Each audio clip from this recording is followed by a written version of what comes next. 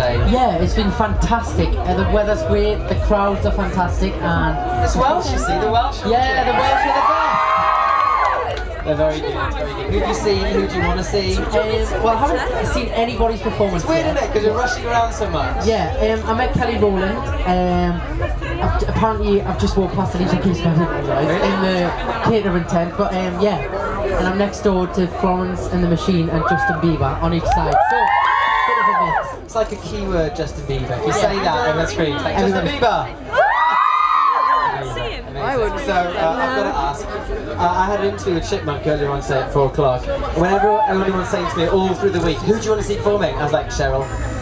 But I couldn't, because I was here. Sorry, I'm sick of my hair. I missed it as well, but I've seen her perform with the Black Eyed Peas last week and it was fantastic, so I'm sure everybody would have enjoyed it. I've got to get that question out of the way first of all. What's she like? She's fantastic, you know, it is what you see on TV and everybody loves her. She did it, absolutely. So, has she kept in touch? Have you been able to say hello since? I caught up with her this afternoon and we keep in touch all the time, you know, text each other, she asks how I'm doing. Love it. And yeah, really kept in touch. So, it all, obviously because of X Factor, it all happened so quickly, you know. Yeah. You kind of get thrust up there in a few weeks' time. Yeah. How has it been? Has it been weird?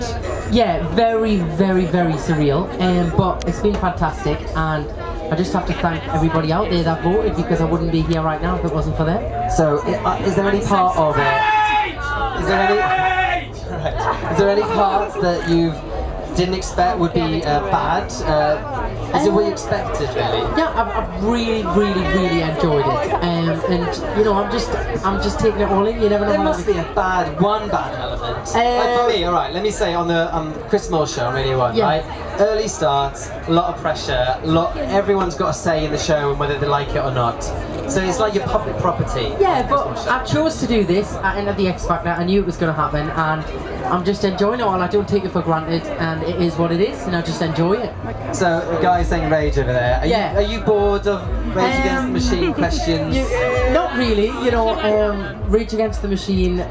They got the #1 in the end. It was the most talked about #1 for a long time, and at the end of the day, it was kind of water off a duck's back for me, because it got to #1 in the end, and also I was a normal boy with a record deal. I just won the X Factor, so getting #2 was still amazing. #1 wasn't really the best thing about it. And also, I think it is good that it's not always guaranteed a #1 for X Factor. Yeah, and it was a discussion or a debate. And it was really exciting. It was a really exciting thing, not knowing that it was good. I think it was kind of kept me on my feet.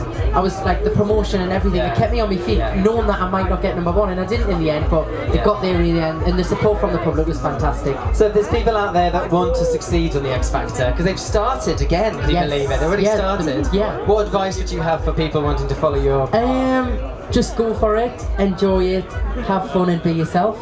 That's basically You've got to be good though. You've got to have a bit of talent. Well, yeah, but as long as you stay true to yourself and enjoy the experience, then you can't really go wrong. Yeah. Okay. Well, we're here at the surgery tent, so I have to ask you some social action questions. And the fact that I was reading some information about you, and one person keeps coming up quite a lot when they're talking about you is your mum. Right. And has she had a big influence on you? Yeah, I mean, my mum and dad were separated, and I'm in regular contact with my dad all the time. I see him as well, but I kind of grew up with my mum as well. And she's with us today, actually. She came down to see the big weekend. Brilliant. And yeah, so we've got quite a close bond with both my parents though. And what does she do? She works with the communities? Yeah, she runs a behaviour unit for children that don't really behave well in school, and she gets them qualifications that they wouldn't necessarily get because of the behaviour, and they do different courses, outside activities, so that they leave school with something and not just kind of kicked out, see you later. Do you think having that kind of background has helped keep your feet on the ground? Yeah, definitely, because I've seen a lot of things that I probably wouldn't have seen. You know, I've seen kids that haven't had the same experiences I've had, and you know, it's humbling. It keeps you grounded. I also read that you were involved with a teenage cancer charity. Yes, I opened the teenage cancer unit up in Newcastle on Wednesday, and I pop up there a few times and see some of the kids, and it's brilliant to see. Actually, some of them had tickets to see the tour, but were so ill couldn't come.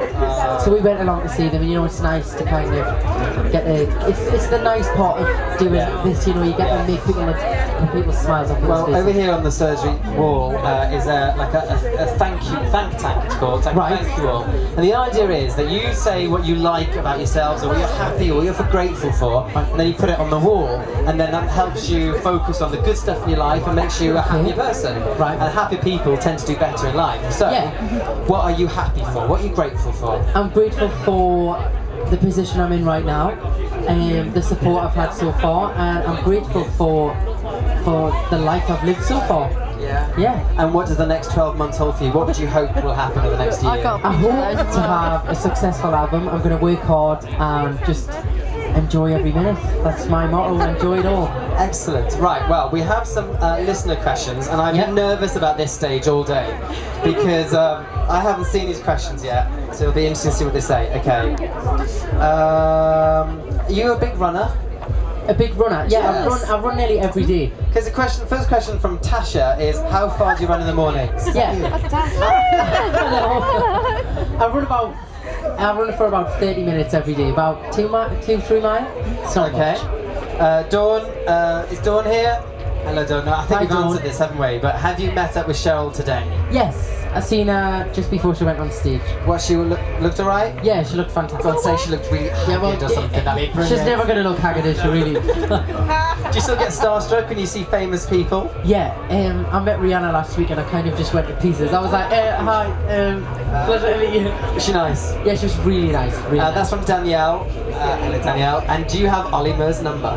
Yes, I have everybody's number from the Yeah, because you have it. Question 3. I'm sure you'd love that. If and when are you going to LA to record? From Hazel. I'm going in about... Hello, Hazel. I'm going in about 3 weeks' time. Yeah. Michelle asked you doing the London Marathon next year? I've never actually thought about it. It would be good to do. Yeah, it would be a good achievement. If I can... Could you achieve that? Could you do the London Marathon? If I train, yeah. I'm not going to say I'm going to do it, because when you say you do it, you have to do it. So I'd like to do it. Okay. Who's your biggest inspiration in life? From Louise. Hi, Louise. Biggest inspiration. I would say me family and friends. Family and friends. What about artists, musicians? Who would you base your style on, or singing, or? I wouldn't necessarily say the inspirations that are, like in music are based from what I do. But I love Beyonce, Neo, Michael Jackson, Rihanna. Vicky and Kelly, are you here? Okay. Hello over there.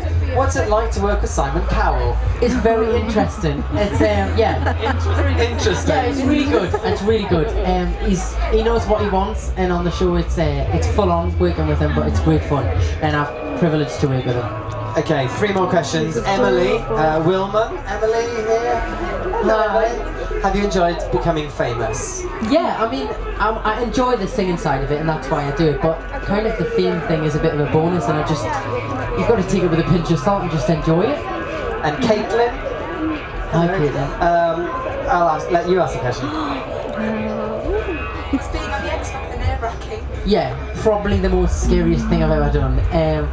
I remember the first live show, I was standing behind the screens, I was thinking, why did I decide to do this? I was literally collapsing. But yeah, it was fantastic and I enjoyed it. Any tips for how to control your nerves? Because you look like you handled it really well. Yeah, I think you have to turn it into positive energy, because if you don't, that's when you start forgetting the words. And so it's more like just put it into the performance instead of thinking, I'm going to forget the words, I'm going to trip over, something's not going to work, and just don't think about them things.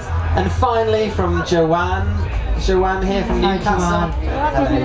Who's been the best experience? What's been the best experience? That's a whole other question. Okay, what's been the best experience for you since X Factor? Probably winning was the best experience, but getting to do so many amazing things like big weekend. That's it. Money!